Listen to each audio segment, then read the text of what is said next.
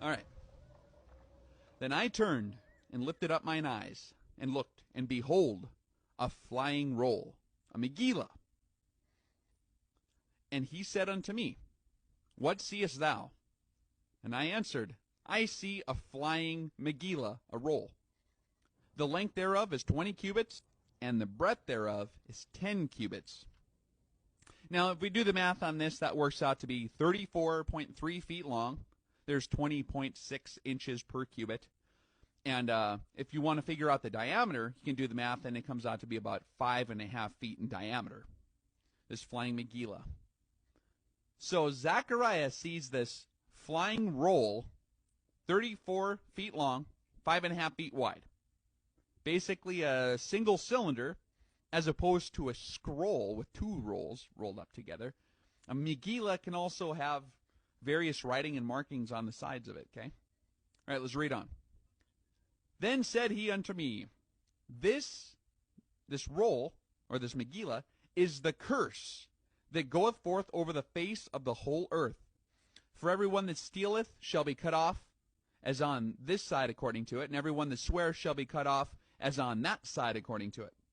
I will bring it forth, saith the Lord of hosts, and it, this flying roll, shall enter into the house of the thief, and into the house of him that sweareth falsely by my name. And it shall remain in the midst of the house, and shall consume it with the timber thereof and the stones thereof. Okay.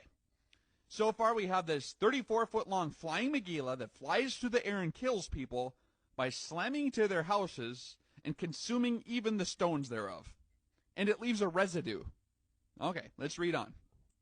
Then the angel that talked with me went forth, and said unto me, Lift up now thine eyes, and see what this is that goeth forth. You see, Zechariah would have known what a Megillah was. He read them all the time. This was obviously something new to him that looked sort of like a Megillah.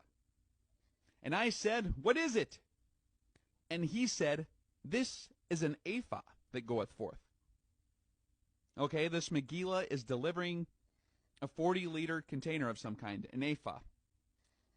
He said, Moreover, this is their resemblance through all the earth. So there's more than just one of these. According to this is how they look throughout the entire earth. Okay? This is where it starts getting really, really interesting. And behold, there was lifted up a talent of lead. And this talent of lead that was lifted up is an Isha, not a woman, but a fire offering, that sits in the midst of the ephah, the 40-liter container. So, in the original Hebrew here is an Isha, a fire offering, that is a round, heavy weight of metal, translated back in 1611 as lead, that sits in the midst of a 40-liter container. That's weird. Okay, let's read on a little more. And he said, This is wickedness. And he cast it into the midst of the ephah, and he cast the weight of lead upon the mouth thereof. Okay, now this is getting scary. Zechariah is detailing the detonation of the atomic trigger of a thermonuclear warhead. In the Hiroshima fission bomb, you had two subcritical masses of fissile material that were imploded into each other using conventional explosives, which triggered a nuclear reaction. Okay, a plutonium bullet was cast into the mouth thereof of a larger mass of U-235 using TNT to achieve critical mass. There's no Hebrew word for uranium-235. So the closest possible way Zechariah could have described this would have been as lead. Uranium actually turns into lead as it encounters radioactive decay. This fission device Zechariah described here itself is an atomic bomb, the likes of which is also available to be used as the atomic trigger for larger thermonuclear fusion bombs like the H-bomb. Also, nuclear warheads are typically encased in lead or beryllium to contain stray neutrons during detonation and also protect the handlers that come close to the weapon. But that's not all. It goes on even farther. I think it's verse 9 here. Then lifted I up mine eyes, And looked, and behold, there came out 2 ephah fire offerings. And the wind was in their wings, for they had the wings like the wings of a stork. You ever see a stork flying? Kind of, they got that long, stretched out body. And they lifted up the ephah between the earth and the heaven.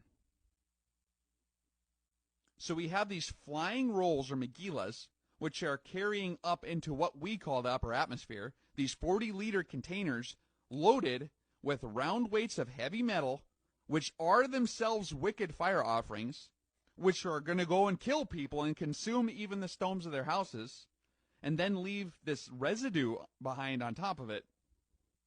If this is in fact what he saw 2,500 years ago, there is no possible way to say it more clearly in his Hebrew language. There's no way you can say that more clearly. He just described the entire mechanism of the whole device. Then I said to the angel that talked with me, whither do these bear the ephah? And he said unto me, to build it a house in the land of Shinar, and it shall be established, and set there upon her own base. All right. To build, that's to establish, to cause, to continue. It a house, that's actually in the Hebrew, if you look it up, that is kind of talking like it can be a house of Sheol, or a house of hell. And it can be established, or it shall be established. Set up, erect, set upright, like you would set a vase upright. And set, that's to lay down or deposit, actually. There upon her own base. Resting place, base. So basically what this is saying is this ephah, when it arrives to wherever it's going, its destination, it deposits the wicked fire offering there.